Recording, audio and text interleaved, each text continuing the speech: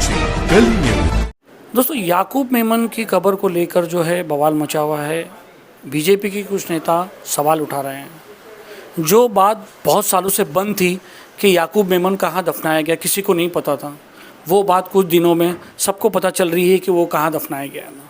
बात ऐसा है कि किसी ने एक फ़ोटो वायरल किया कि एक जहाँ पर याकूब मेमन को दफनाया गया था। जैसा आपको सबको मालूम है, याकूब मेमन टाइगर मेमन का भाई है। सुप्रीम कोर्ट की तरफ से उनको फांसी हुई थी उसको, जिसके बाद से यहाँ पर बड़े कब्रिस्तान में दफनाया गया था। बात करते हैं उस फ़ोटो के बारे में, कंट्रोवर्शियल के बारे में।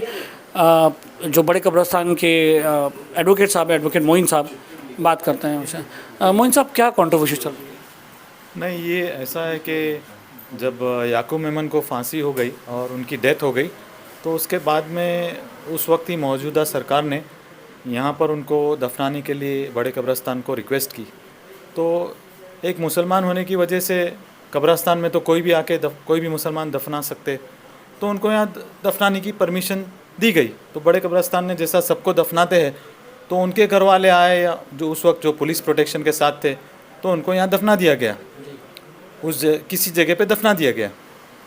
तो बस यही बात है। ऐसा कुछ चुपके चपके नहीं दफनाया गया था उस टाइम। अगर मैं समझता हूँ, बहुत सारा क्राउड था और पुलिस बंदोबस्त था, और मतलब पूरी पुलिस बंदोबस्त है और उसमें दफनाया गया था।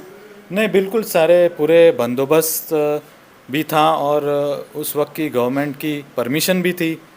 नहीं तो आप देखें, कसाब को जैसे कि जेल में ही दफनाया गया था, और ओसामा बिन लादेन जो कि इंटरनेशनल टेररिस्ट था, उसको कहीं समुंदर में अमेरिका ने लेकर जाके वहाँ पर उसको डिस्पोज कर दिया था।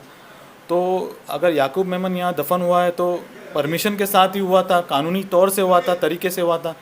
किसी ने लाके ऐसे ही तो नहीं दफनाया था। ठीक है, ये परमिशन हो गया है, ये परमिशन थी उनके पास हो गया। अब कंट्रोवर्शियल क्या हुआ? नहीं, कंट्रोवर्सी कुछ नहीं, मेरे ख्याल से थोड़ी सी मिसअंडरस्टैंडिंग या जो कि किसी ने गलत बात कह दी कि उसको हाईलाइट किया जा रहा है, उसे सजाया जा रहा है, संवारा जा रहा है।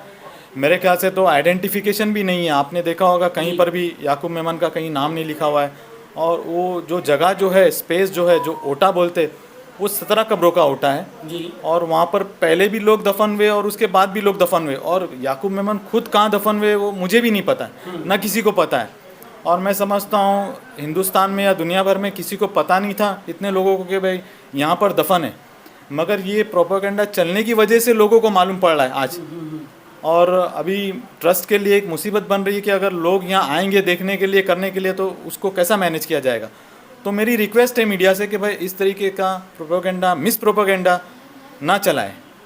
ये मेरी रिक्वेस्ट है उनसे। जो सजाने की बात की गई है कि याकूब मेमन के ओटे को सजाया गया है, वो क्या है? वो मतलब how it is different from other covers? नहीं, देखे ना, कोई सजाया नहीं गया है। अभी तकरीबन समझो बड़े कब्रिस्तान में फ़र्ज़ कर लो 5000 ओटे हैं, यानी 5000 बरियल स्पेसेस है।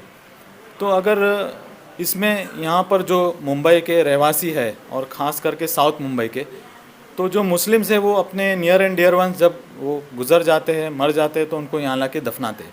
ठीक है, तो वो दफनाते, तो अब कुछ लोगों का ऐसा होता है कि भाई उसको हमने अगर हमारे यहाँ किसी नियर एंड डियर वन को दफनाया है तो उसको थोड़ा सा एक आइडेंटिफाई कर ले, थोड़ा सा उसको सजा दे या संवार ले। तो कोई सफ़ेद पत्थर लगाता है, कोई लाल लगाता है, कोई हरा लगाता है, कोई काला लगाता है।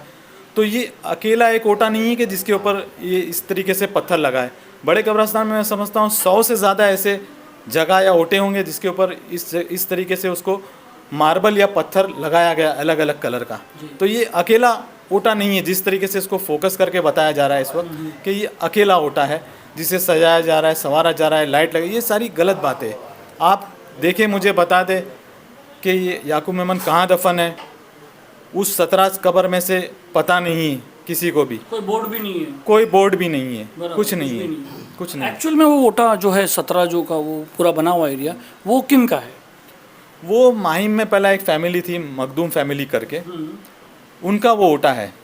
अब याकूब जो मेमन फैमिली जो थी वो उनकी पड़ोसी थी।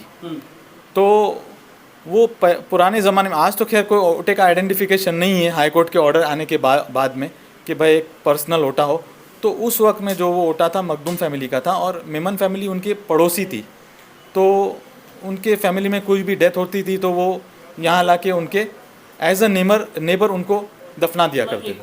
मैं आपको समझा दूं, ऐसा होता है कि हमारे जो दादी थी उनका भी इंतकाल हुआ था, तो हमारा मतलब कोई ऐसा नहीं था, तो एक जनरल ओटा रहता है, वो जनरल ओटे में या कोई रिश्तेदार क्या जिनके नाम से वो ओटा रहता है उनसे रिक्वेस्ट की जाती है और वो उनकी परमिशन देते हैं, परमिशन देने के बाद उनको दफनाया जाता है। खैर अभी तो ऐसा नहीं है, सिर्फ कब्रिस्तान की जो ऑफिस जो है वहाँ ले आए बॉडी को और वहाँ से परमिशन लेके दफना देते हैं। जी। जी। तो अभी अभी लीगलिटी में क्या कुछ ऐसा आ रहा है पुलिस की तरफ से या गवर्नमेंट की तरफ से या कुछ के भाई ऐसा कुछ सजाए क्यों, ये वो कोई नोटिस वगैरह इशू है अभी तक? नहीं, अब तक तो ऐसा कुछ, देखिए ऐसा कुछ गैरकानूनी काम हुआ ही नहीं है। पहली बात तो एक ये जैसे कि मिस इन्फॉर्मेशन जो चल रही, जो प्रोपेगेंडा चल रहा है, उसकी वजह से लोगों को और पब्लिक में एक गलत कंसेप्शन फैल रहा है, गलत नोशन फैल रहा है, जो कि होना नहीं चाहिए मेरे हिसाब से। तो मीडिया को ही ये बात क्लियर करनी चाहिए। कोई, मैं समझता हूँ किसी शख्स ने किसी पर्सनल दुश्मनी या किसी की वजह से कोई चीज़ एक इशू बना दिया इसे, ऐसी कोई अगर बात। देखा जाए तो वहाँ पर आप आइडेंटिफाई नहीं कर सकते थे, ना ही नेम प्लेट लगा हुआ है, ना ही कुछ लगा हुआ है। आप उस इतनी बड़ी कबर में जो 4 कबर उठी हुई है, 4 या 5 कबर उठी हुई है, उसमें कुछ आइडेंटिफिकेशन होता ही नहीं है कि वो याकूब मेमन की है किसी की। नहीं, आप जो वीडियो चल रहा है मीडिया में सब जगह सब चैनल्स पे, उसमें भी आप देख सकते हैं कि भाई कहीं पर भी कोई आइडेंटिफिकेशन नहीं है।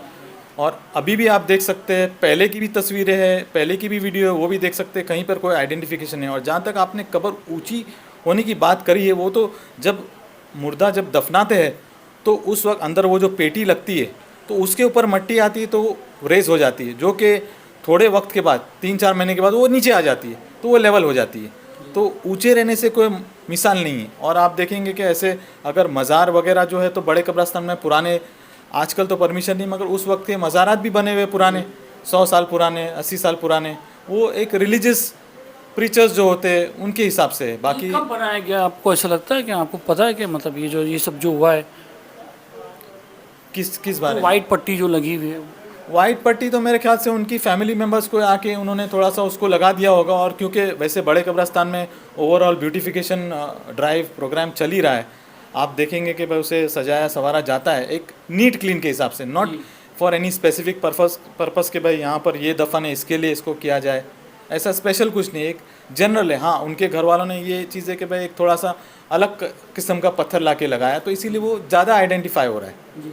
और कोई बात नहीं है। और ये भी नहीं मालूम कि कितने लोगों ने, मतलब कौन से लोगों ने लगवाया? नहीं, देखिए अभी उनके कोई फैमिली मेम्बर नहीं लगाया होगा, क्योंकि अगर मेरी फैमिली कहाँ पर है या आपकी है तो आप ही लगाएंगे, कोई दूसरा तो आके लगाएगा जी। नहीं। ये तो एक लॉजिकल बात है। अच्छा, ट्रस्ट उसको लीगली रोक सकती है, नहीं तुम मत करो ऐसा? देखिए ये एक सेंटीमेंट से जुड़ी हुई बातें हैं। वो अगर किसी का कोई नियर एंड डियर वन उसके अंदर यहाँ दफन है और अगर वो चाहता है उसके ऊपर 2 फूल लगा दे या उसे एक पत्थर से थोड़ा सा सजा दे, संवार दे, नेम प्लेट लगा दे, तो उसमें रोकने से मैं समझता हूँ इट्स नॉट ह्यूमैनिटी, एक इंसानियत नहीं होगी, एक इंसानियत नहीं होगी। जी। एक आप समझते हैं कि भाई ओके ठीक है लगा दो, उससे फ़र्क क्या पड़ता है, बराबर। क्या फ़र्क पड़ता है। ठीक। तो ये तो एडवोकेट मोइन साहब, इन्होंने जो कब्रिस्तान के ट्रस्ट के जो एडवोकेट हैं यही संभालते हैं, इनका कहना है तो कि मिस इंटरप्रिटेशन फ़ोटो जो है वायरल करके बताया गया। हालांकि हमने पहले भी इस कबर का मुआयना किया था, इसके पहले भी किया था, और अभी भी हमने देखा है कि इसमें कहीं पर भी कोई नेम प्लेट नहीं लिखा हुआ है और एक साथ एक कबर नहीं है, पूरी एक बहुत बड़ा ओटा है, वो जगह है जहाँ पर बहुत सारे लोगों को दफनाया जाता है। इन्होंने कहा कि कुछ 17-18 जन हुए। और एक बात है मोइन भाई, एडवोकेट मोइन साहब, एक और सवाल है कि याकूब मेमन को जहाँ दफनाया गया 2015 में दफनाया गया, आज 7 साल हो गए हुए, तो इस दौरान आपके पास कोई ऐसी जानकारी है कि जो है उनको खोद के वहाँ पर उसी जगह पर दूसरे लोगों को दफनाया गया?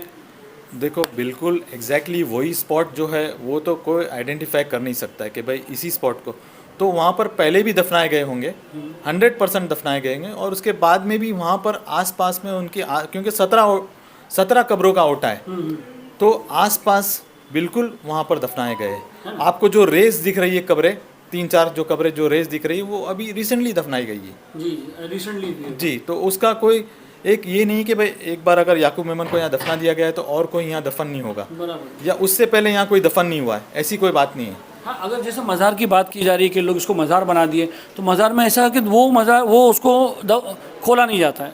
बिल्कुल, मज़ार जो होता है वो अगर किसी को कोई पायस या कोई रिलीजियस या कोई इम्पोर्टेंट पर्सन है या पर्सनालिटी है जिसके गुजरने के बाद उसके फॉलोअर्स अगर उसे मज़ार बनाना चाहते हैं तो वो तो एक अलग चीज़ है कि भाई वहाँ पर कभी कोई दफनाया नहीं गया हो। हम वो पॉइंट प्रूव करना चाहते हैं कि कुछ लोग अगर कहेंगे, कुछ लोग कहेंगे कि इसको मज़ार बना दिए या उसको दरगाह बना या जो भी बना दिए, तो उनको ये बताना है कि अगर वो दरगाह और मज़ार बनती तो दूसरे को दफनाया नहीं जाता उधर।